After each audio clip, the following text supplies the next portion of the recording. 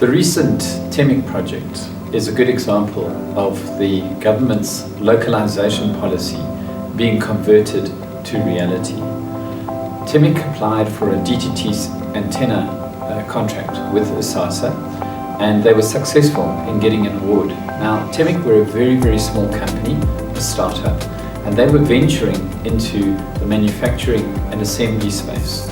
So to do this, what they did was they applied a very sensible strategy. They adopted collaboration. They identified business partners they wanted to work with, and they identified the role of each of those business partners. And they collectively brought everybody together, and then they adapted their solution and everyone's involvement so they could deliver. Temic was sensible. They identified who they could partner with, who could bring unique parts to the contribution, and they remained focused on their core value. And their core value was manufacturing and assembly. So they worked with Poynting Antenna. They provided them local IP for an antenna solution. They then identified an aluminium foundry where they made the components of all the antenna.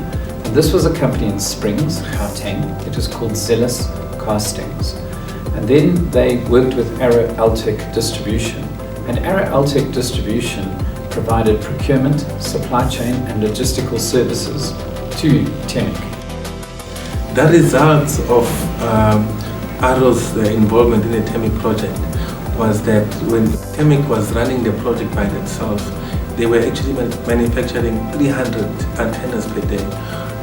After Arrow got involved, they moved from 300 to 3,000 per day. My responsibility in the project was that I have to make sure that all the systems are in place and the movements of parts from start till end are efficient. And one of my responsibilities is to reduce the bill of material cost. I have to look at all the other suppliers to see if I can find a supplier who will be cheaper than the other. The project was a tremendous success.